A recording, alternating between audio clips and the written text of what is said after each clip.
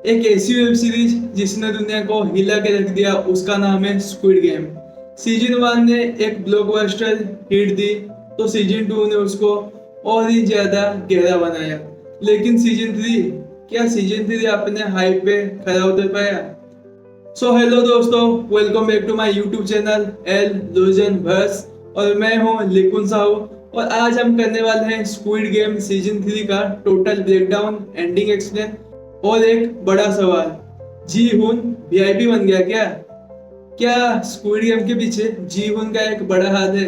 तो चलो वीडियो को शुरू करते हैं, वीडियो को एंड तक देखना। तो टोटल डिस्कशन करेंगे, टोटल ब्रेकडाउन करेंगे स्क्विड गेम सीजन 3 का। तो चलो शुरू करते हैं आज का वीडियो।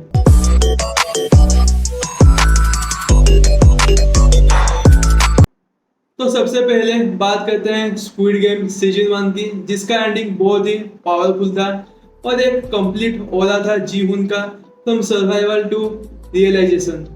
एक्चुअली क्रिएटर हांगडोंग को सीजन 2 के बाद इसको खत्म करना था, लेकिन नेटफ्लिक्स ने बोला नो भाई, ऑडियंस का और थोड़ा सा खुद्दू काटते हैं और इसको लंबा खींचते हैं क्योंकि ऑडियंस को और चाहिए, इसलिए आया ये सीजन 3। सो सीजन 3 बना। और ऑनेस्टली एक बात बता, मुझे लगता है सीजन 3 बहुत ही जल्दबाजी में बनाया गया है और इस सीजन में ना ही कहीं थ्रिलर है और ना ही कहीं इमोशन है। और गेम भी इंटरेस्टिंग होने चाहिए थे, लेकिन कई जगह रैंडम वेस्टफुल डेथ दिखाए गए हैं। ऐसा लगता है कि बस इनको कंटेंट ही बनना था और कुछ नहीं। तो चलो अब बात करते हैं डिटेक्टिव हांग जून हू की। भाई ये बंदा सीजन 1 से डोराडो एक्सप्लोरर बन के घूम रहा है। इसको बस हर जगह घूमना है, क्लू ढूंढना है, आइलैंड में जाना है। और फाइनली जब इसको आइलैंड मिल जाता है और आइलैंड में इसका भाई मिल जाता है, ये पूछता भी तो क्या पूछता है, वाई? भाई सीरियसली तुझको बस इतना पूछना था? इसके लिए तो भाई सीजन 1 से ये आइलैंड ढूंढ रहा है, अपने भाई को ढूंढ रहा है, किस लिए?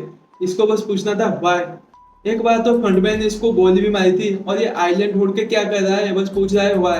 भाई वो उसके सामने था, गोली मार देता। नहीं, इसको बस क्या पूछना है, वाई।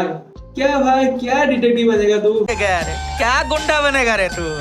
इससे अच्छा तो इसका साइड वाला बंदा था, ये हांग जून हू का साइड में एक जो बंदा था वो इससे अच्छा था, क्योंकि जो कैप्टन पार्क था वो डिटेक्टिव को बार बार घुमा रहा था, वो आइलैंड तक पहुंचने ही नहीं दे रहा था। पर उसको एक दिन में ही पता चल गया, जो ये कैप्टन पार्क है वो एक ट्रेटर है, वो स्क्विड गेम वालों के लिए काम कर रहा है। तो वो इसको कॉल करके बताता है, तब जाके इसे पता चलता है कि कैप्टन पार्क जो है वो ट्रेटर है। नहीं तो कैप्टन पार्क है इसको कब का उड़ा दिया होता इस डिटेक्टिव को। ये भाई नाम का ही डिटेक्टिव है, कोई काम नहीं इसको। इसके वजह तो इस साइड वाला जो उसका कैरेक्टर था उसको डिटेक्टिव बनाना चाहिए था। उस पे भाई, उस पे था कल, इस पे क्या इसको चपरासी बनाना चाहिए था। देखो ये जो प्लॉट है ये सस्पेंसफुल होना चाहिए था, लेकिन नहीं, ये बस मजाक बन के रह गया। लगता है नेटफ्लिक्स वाले को बस स्क्विड गेम यूएस से ही बनाना है, उसीलिए इसको जल्द जल्द में ही खत्म कर दिया। तो चलो अब बात करते हैं जी हांग की, जो इस सीरीज का सोल है। और देखो सीजन 3 के एंड में एक बहुत ही इमोशनल और इंटेंस मोमेंट आता है, जो कि मुझे लगता है इस सीजन का वो बेस्ट पार्ट है, क्योंकि वो जो एंडिंग होता है वो बहुत ही इमोशनल और सैडेस्ट एंडिंग होता है। तो जैसे ही आप अगर सीजन 3 देखे होंगे तो आपको पता होगा कि लास्ट फाइनल राउंड में बस कुछ नहीं, आपको 3 इमारतें पार करनी होती है। वो 3 इमारतें होते हैं, एक ट्रायंगल, नहीं पहला वाला जो होता है एक स्क्वायर होता है, फिर एक ट्रायंगल होता है, फिर एक सर्कल होता है। वहाँ पे बस आपको करना कुछ नहीं है, बस एक ही प्लेयर को आपको एलिमिनेट करना है और आगे बढ़ते जाना है आपको। लेकिन लास्ट का जो सर्किल वाला राउंड है, वहाँ तक पहुँचते वक्त बस 3 ही आदमी जिंदा रहते हैं। वहाँ पे एक होता है जीहन, दूसरा होता है एक न्यूबॉर्न बेबी और तीसरा होता है न्यूबॉर्न बेबी का बाप। तो वहाँ तक पहुँचते वक्त वो जो न्यूबॉर्न बेबी का बाप होता है और जीहुन, इन दोनों के बीच में एक फाइट सीन होता है, उस सर्किल में एक फाइट सीन होता है। और वो फाइट के वक्त वो जो न्यूबॉर्न बेबी का बाप होता है वो इमारत से गिर जाता है और मर जाता है, लेकिन तब तक गेम शुरू नहीं हुआ था। तो गेम शुरू करने के लिए सर्किल जोन में आपको एक स्विच मिलता है, उसको दबाना है, गेम स्टार्ट करना है, फिर एक बंदे को एलिमिनेट करना होता है आपको गेम में फाइनल राउंड में। लेकिन वहाँ पे लास्ट में सिर्फ 2 ही बंदे बचते हैं, न्यूबॉर्न बेबी का बाप मर जाने के बाद सिर्फ 2 ही बंदे बचते हैं, एक होता है जीवन और दूसरा होता है न्यूबॉर्न बेबी। सो जीवन चाहता तो इजीली गेम जीत सकता था, लेकिन नहीं, वो सर्किल में जाता है, गेम स्टार्ट करता है और गेम स्टार्ट करने के बाद बेबी की जगह वो खुद को एलिमिनेट करता है और खुद को सैक्रिफाइस कर देता है, बस उस न्यूबॉर्न बेबी के लिए। और वहाँ पे एक वो डायलॉग बोलता है जो कि उस सीन को जस्टिफाई करता है, और वो डायलॉग होता है, we are not horses, we are humans. तो ये मोमेंट दिखाता है कि पूरे सीरीज में जीवन कभी भी अपना ह्यूमैनिटी नहीं भूला है। और लोग स्पेकुलेट कर रहे थे कि जीवन अब वीआईपी बन गया है, लेकिन अगर ऐसा होता तो पूरे स्क्विड गेम में जीवन का जो कैरेक्टर है वो मीनिंगलेस बन जाता, क्योंकि जीवन ने गेम पहली बार पैसों के लिए खेला था, पर जब उसने देखा कि लोग मर रहे हैं, उसने जीतने के बाद एक भी पैसा तो को हाथ नहीं लगाया था। उसका मेन मोटिव था कि मैं कैसे गेम में वापस जाऊं और गेम को बंद करूं, वो उसका मेन मोटिव था। तो अगर उसको वीआईपी बना दिया जाता तो इन सब चीज़ों का कोई भी मतलब नहीं रहता। वो जो चाहता था कि मैं कैसे अंदर जाऊंगा, गेम को बंद करूंगा, इन सब चीज़ों का कोई भी मतलब नहीं रहता। और कुछ ऐसे मोमेंट तो थे जिसको लिटरली देख के मुझे हंसी आ गई, जैसे कि लास्ट में फंडमैन जाता है, सारा पैसा उसके जीवन का जितना भी सारा पैसा था उसके बेटी को दे देता है, और पिन बताना भूल जाता है। भाई पिन तो बता देता है उसको, पिन क्या है।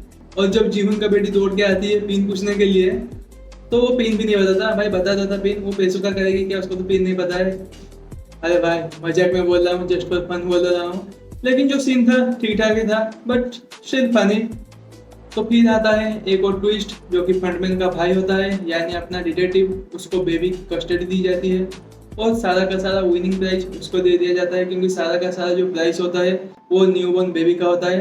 तो वो प्राइज न्यूबॉर्न बेबी के साथ उस डिटेक्टिव को दिया जाता है।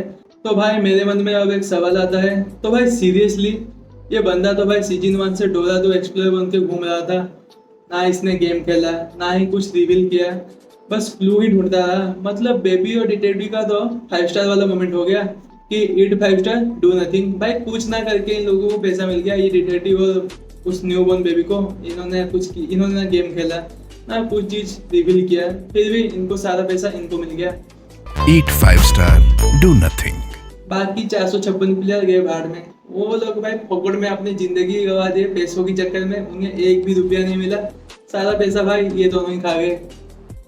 ये चीज तो भाई मजाक बन गई।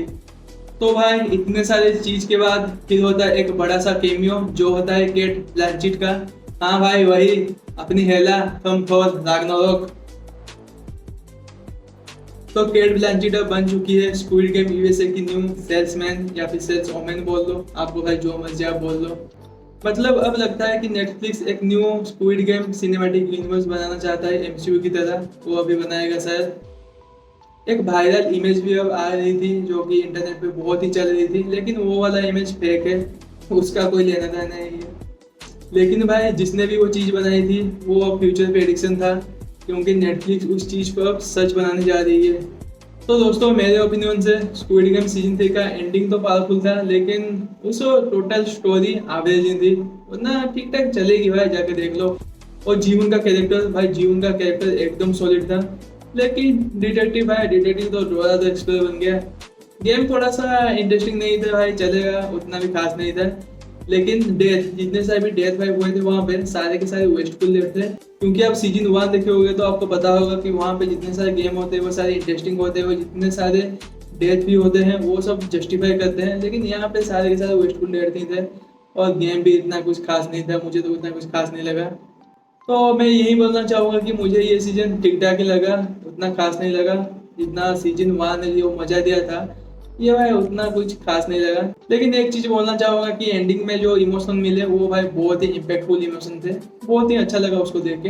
तो भाई लोग आपको सीजन 3 कैसा लगा जरा कमेंट करके जरूर बताना, और आप क्या एक्साइटेड हो स्क्विड गेम यूएसए के लिए। मैं तो भाई उतना खास एक्सपेक्ट नहीं है, फिर भी देखते हैं, आने दो, देखते हैं कैसा लगता है, कैसा मजा आता है, उसका भी ब्रेकडाउन करेंगे। वो तो अभी नहीं आने वाला है, शायद 2026 में आ जाए, एंडिंग में आ जाए, क्या पता। जल्दबाजी में अगर उसे भी खत्म करके रिलीज कर दें, क्या पता इन लोगों का। तो दोस्तों ये था मेरा breakdown on squid game season 3।